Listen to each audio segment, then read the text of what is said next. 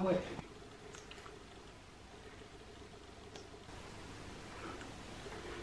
Ok. Micro. Hello les gars, j'espère que vous allez bien.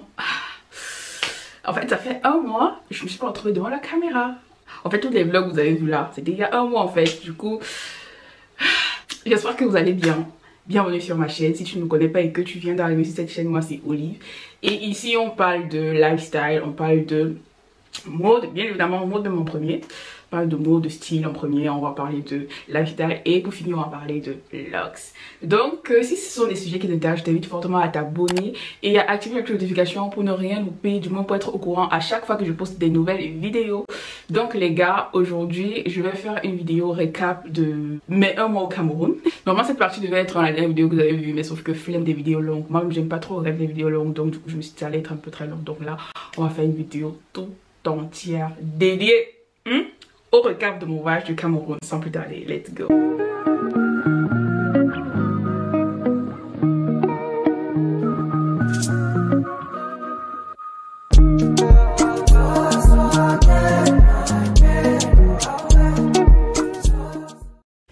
Est-ce que vous voyez mes looks en fait? Oh, c'est incroyable. Regarde, ça m'arrive déjà genre là comme ça.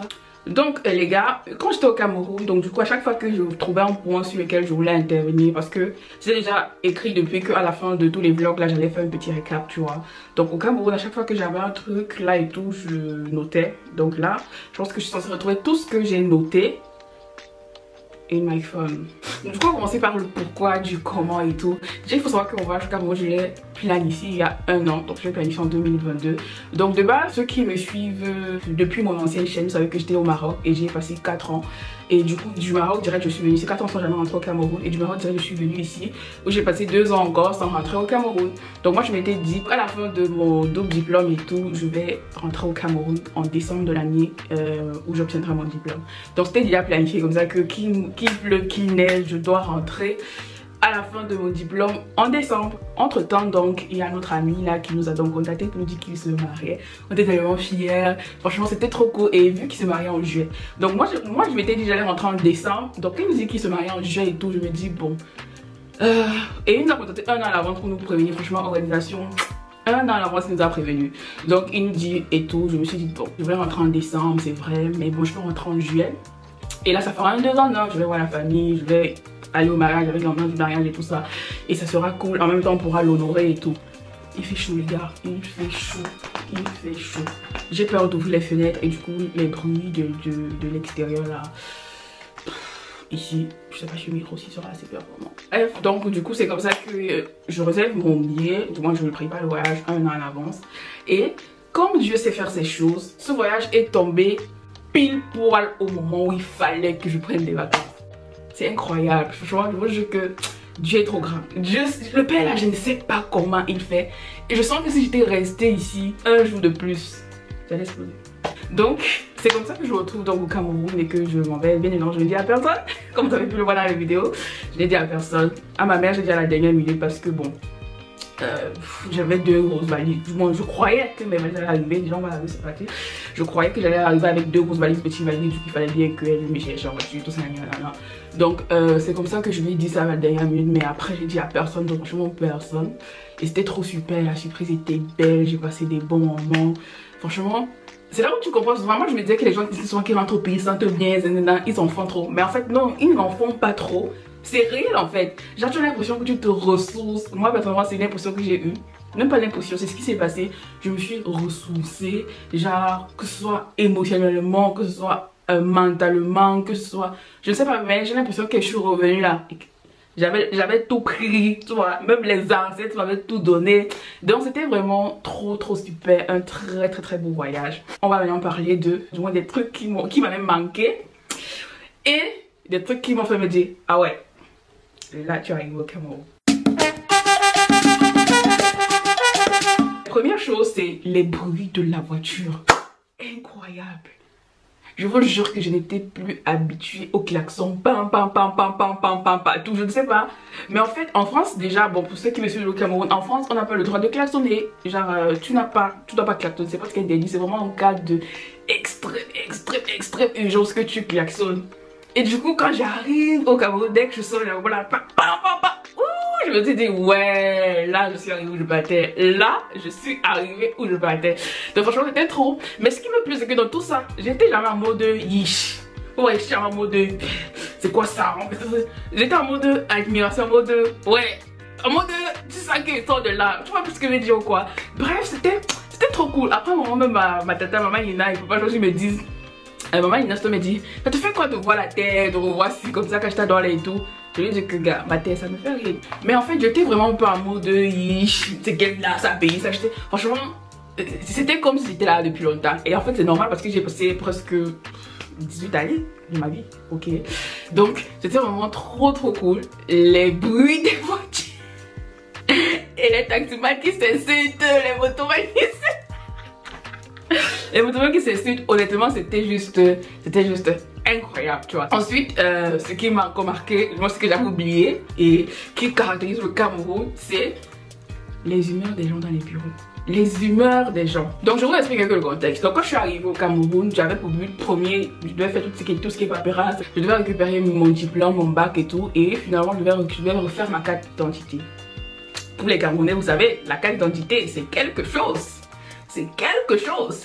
Et comme je vous l'ai dit plus tôt, j'avais perdu une valise et j'ai fait une erreur catastrophique. À la dernière minute, j'ai retiré ma chemise où il y avait mes trucs pour la mettre dans ma valise. C'est une erreur. Ne faites pas ça. Ne faites pas ça. Ne faites pas ça. J'ai dit à la dernière minute, j'ai retiré ça dans mon troller pour mettre pas dans mon troller, dans mon bagage à main là. Pour le mettre dans ma valise, franchement. Et il y a une connaissance à l'intérieur où je devais refaire ma carte et tout ça. Donc vous imaginez le retard que j'ai pris. Même pas le retard. Le nombre de bureaux dans lesquels je devais passer, c'est quadruplé parce qu'il faut maintenant partir au fait. Comment on appelle ça? Il y a un équivalent de l'acte de naissance, là j'ai oublié comment ça s'appelle. Bureau sur bureau, bureau sur bureau. Donc quand je fais ma carte d'identité, j'arrive donc dans un bureau du commissaire et tout. Et finalement, il y a un gens qui avaient il vient, il dit, les gens qui ont les perruques avec les couleurs, vous ne faites pas les photos. Les gens qui ont les locks, les gens qui ont les locks, vous ne faites pas les photos. Les gens qui ont les tresses de couleur, vous ne faites pas les photos. Si vous êtes sage, commencez à demander les perruques noires aux femmes qui sont ici là vous porter. Et comme vous avez vu dans le vlog, quand je suis allée au pays, j'avais pas mes vrais locks. Du coup, j'avais mis des faux locks sur mes vrais locks. Et c'était marrant, tu vois. Donc, je commence à me dire. Déjà, je sais que les locks au pays, c'est un truc qui est très mal jugé. Ça, je le sais. Et je crois que j'avais déjà dit ça ici sur ma chaîne dans une vidéo, je parlais des locks et tout. Après je me suis dit, donc imaginez je t'allais avec mes vrais locks, on n'allait pas me laisser faire la carte d'identité en fait. Genre, je sais pas si c'était plus pour les garçons ou c'était pour tout le monde, mais ça veut dire qu'on n'allait pas me laisser. En fait, du coup, ça allait poser problème. Donc, c'est comme ça que moi j'avais des faux locks et j'avais des. C'était marrant et il avait dit les trucs en couleur, basta. Une fille qu'on a regardé parce qu'il avait une perruque rouge, on a dit non, pas de perruque rouge, la carte d'identité. Et tout ça, ça me faisait rire intérieurement. Je vous jure que j'étais devant la mode de. Mais non, les mentalités du pays n'ont pas changé. Il dit les culottes, vous n'entrez pas. Les sandales, vous n'entrez pas. Les sandales, vous n'entendez pas. Franchement, j'étais souvent la mode de oh mon dieu, ça m'avait manqué. Non, la partie là, franchement, ça m'avait trop manqué. La vidéo, c'est pas partie dans tous les sens, mais bon, prenez ça comme ça. Je trouve que c'est plus naturel, c'est plus cool. Je veux dire ça que je sais pas comment les gens font pour reconnaître que tu n'es pas du pays. En fait, ça, j'ai pas compris. Et t'es obligé de mentir à mon je suis pas là comment. Tu me vois là, il est ça va gagner les balles là. Il a tout obligé de continuer, mais. Au premier abord, ça se sentait. Je sais pas comment les gens font. Du moins, moi, quand j'étais au pays, je parlais pas à distinguer. Peut-être si, hein. Peut-être si. Et après, j'ai croisé un camarade, un jour en route et tout, qui me dit. Il m'a juste quelqu'un m'appelle. Je dis, hey. Il me retourne. Après, il dit que comme le temps est climatisé là. J'ai éclaté. Comme le temps est climatisé, tu ne remarques que les gens. Mais je vous jure que je ne faisais pas genre. Je n'avais pas remarqué. C'est après qu'il m'a expliqué que genre j'ai capté qu'on était ensemble depuis quand t'es à la groupe que c'est en quatrième. Mais toi même gars, en quatrième quand tu te remarques, il commence à me dire que c'est parce que le temps climatisé. C'est trop cool. Il y a tellement plein d'anecdotes au Cameroun que j'ai pas filmé parce que déjà le fait que ma valise n'était pas arrivée, ça m'avait un peu énervé et tout ça. Ça m'avait mis dans des démarches en plus et tout. Du coup j'ai même eu la flemme de prendre la caméra parce que j'avais prévu plein de contenus avec ma mère. Parce que comme vous avez pu regarder dans les vidéos, ma mère c'est quelqu'un de très bonne humeur. Ma mère elle est très elle est très chill quoi, tu vois. J'avais plein de thèmes que j'avais listés, je vais faire des vidéos avec elle. Mais du coup, vu que j'ai laissé ma valise et que j'ai été obligée de faire des trucs supplémentaires, faire plusieurs allers-retours et tout ça, que ma valise n'est pas arrivée, pardon, j'étais obligée de faire des trucs supplémentaires, plusieurs allers-retours qui me donnaient pas forcément le temps de prendre la caméra à tout moment et tout ça. Mais je suis quand même contente de ce que j'ai pu faire comme vlog au pays. Ça c'était la partie anecdote, tout ce qui fait rire et tout ça, tout ce que vous n'avez pas forcément vu dans les vlogs et tout ça. D'ailleurs il y en a plusieurs, sauf que je ne veux pas que la vidéo soit longue. Donc là on va passer dans la partie, je sais pas comment je vais l'appeler. Alors la première chose qu'on va parler dans cette partie c'est la vie au Cameroun. C'est-à-dire je viens du Cameroun de base. Mais je pense que peut-être le fait que je n'y suis pas allée depuis 6 années, déjà ça m'a fait voir la vie différemment, ça tout le monde le sait. Dès que tu sors du pays, tu commences à voir le pays différemment. Mais en plus de ça, je pense que ça m'a quand même un peu déconnecté, tu vois. Et je crois que quand ça m'a déconnecté, le pays n'est pas resté qu'il était. Le pays, c'est... je sais pas comment dire ça. Beaucoup de choses ont changé, franchement beaucoup de choses ont changé. Donc, ce que je vais dire, certes je le savais déjà, mais juste le fait d'avoir revu ça, c'est quelque chose. Donc la première chose c'est déjà comment les gens se battent. En fait la vie est devenue chère au pays. Je vous jure que la vie est devenue chère. C'est un truc qui m'a... j'étais stupéfait face à un truc, c'est que je ne sais pas comment les gens font pour s'en sortir. Les gens qui touchent 50 000, les gens qui touchent 30 000, les gens qui n'ont même pas de revenus. J'étais en mode mais comment vous faites? Même ma mère j'ai dit ça, que mais comment vous faites pour vous en sortir? Genre ici comme ça, elle m'a dit que gars c'est la vie de jonglage. Et c'est vrai c'est la vie de jonglage en fait. Mais la vie est devenue chère. La vie est devenue chère et les gens n'ont pas vraiment des entrées. Les gens sont obligés. Genre je sais pas. Mais c'est un côté en fait qui m'a... honnêtement ça m'a quand même un peu sidéré tu vois. J'étais en mode Seigneur. J'étais en mode merci Seigneur pour la chance que tu m'as donnée. Genre en fait je sais pas comment vous l'expliquer. Tu deviens subitement reconnaissant. Déjà que moi je suis reconnaissante de l'agriculture. Beaucoup la reconnaissance, la gratitude et tout ça. En tout cas j'apprends chaque jour à cultiver la gratitude et la reconnaissance pour ce que j'ai, pour les opportunités que j'ai, pour même si je sais pas ce que je veux, même si c'est pas grand chose, mais je veux dire déjà quand tu vois comment les gens qui n'ont presque rien s'en sortent, envoient les enfants à l'école, mangent genre et tu en fait ce qui est bizarre c'est que tu ne vois pas en fait comment il faut, je sais pas comment vous l'expliquer, mais je pense que les gens qui sont au pays vont comprendre, mais du moins les gens qui ont des familles au pays vont comprendre. Mais moi c'est un truc qui m'a, je vous jure que c'est un truc qui m'a tellement marqué en mode non, les Camerounais on a le mental. C'est pas ce qu'on dit là que tu commences quand on te dit que être Camerounais c'est un métier, non, c'est pas faux. Les Camerounais on a le mental, on a le mental là. En fait ça m'a, j'étais trop admirative tu vois. Je vois comment les gens se battent, chacun travaille, chacun fait. En fait tu es en mode waouh. Franchement ça c'est le premier truc qui m'a marqué, en mode il faut vraiment être reconnaissant pour ce que tu as.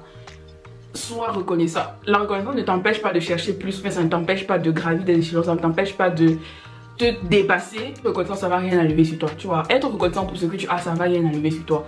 Donc la moindre des choses c'est franchement la gratitude et la reconnaissance avec Dieu pour la situation que tu as, parce qu'il y a des gens qui en ont pire. Aussi il y a un truc qui m'a que je sais pas si je devais le mettre dans la première partie ou dans cette partie, c'est en fait le fait que les gens vont te traiter différemment parce qu'on va sentir que tu es pas d'ici. Bizarre non? C'est bizarre, mais je pense que même dans la vie de manière générale c'est ça. Les gens te traitent différemment quand tu n'es pas... quand tu es un peu...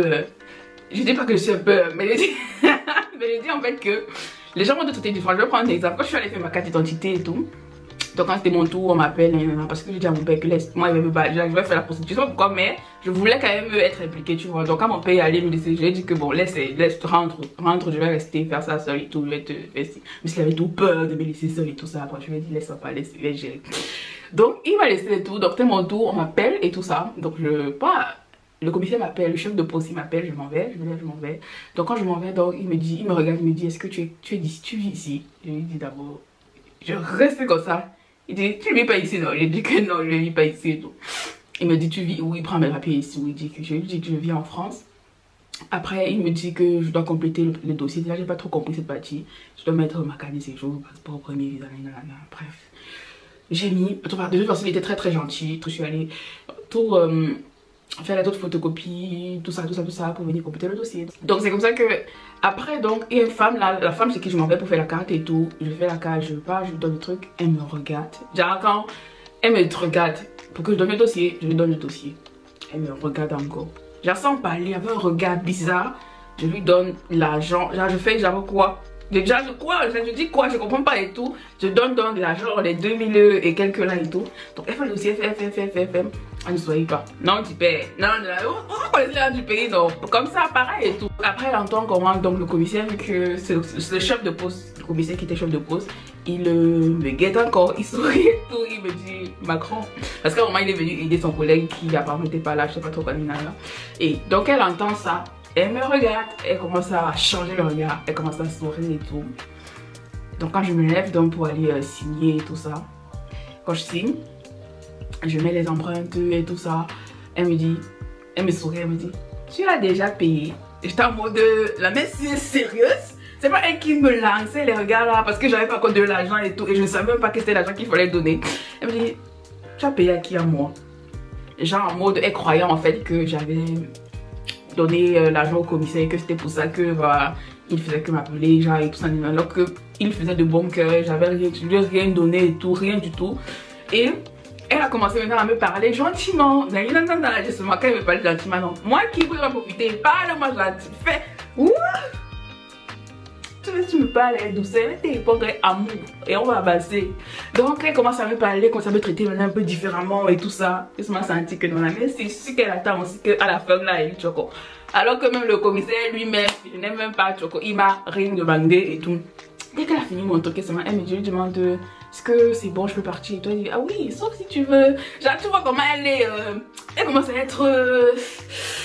Je crois que vous captez ce que je veux dire. Ça m'a dit ok la mère, je vais aller prendre mon truc en photo. Moi elle est partie, j'ai pris mon truc en photo et je suis partie. Et en fait c'était pas le seul endroit, tu vois. Il y a plein d'endroits comme ça où on te traite différemment parce que tu es pas de, parce que tu es benguiste, un truc qui même si j'aime pas ça, mais bon c'est la réalité. C'est désolant tu vois parce que comment on traitait les gens là-bas là et tout, j'étais en mode incroyable, genre en mode c'est incroyable quoi tu vois. Je crois que cette vidéo va être longue alors que je ne voulais pas. Encore je voulais que ce soit une vidéo très chill où je vous parle juste de mon voyage. Après je sais pas si vous êtes intéressé par le budget.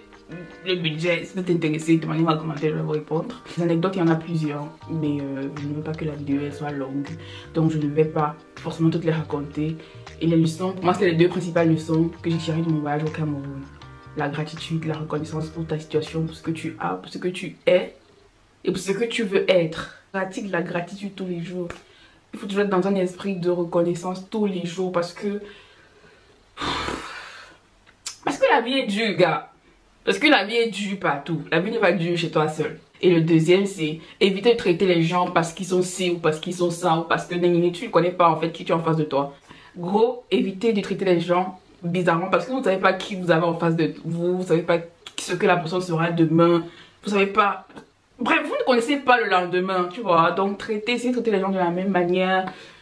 Ça ne vous enlève rien. Donc j'espère que cette petite vidéo vous a plu. C'est la rentrée, on va reprendre des vidéos mode sur cette chaîne, sur ma chaîne. Déjà vous savez que c'est les vidéos qu'on aime ici à 60%, 40% c'est les autres. Donc les gars, j'espère que cette vidéo vous a plu. N'hésitez pas à liker, à commenter et à aller regarder mes derniers vlogs si vous n'avez pas encore vu mes 3 vidéos que j'ai fait pour le Cameroun. Plus particulièrement la surprise que j'ai faite à ma famille et la vidéo de Bangu qui était attendue que je n'ai même pas pu tout filmer malheureusement à cause du temps. Donc prenez soin de vous les gars et on se dit à la semaine prochaine pour une nouvelle vidéo. Sur ce, bye bye.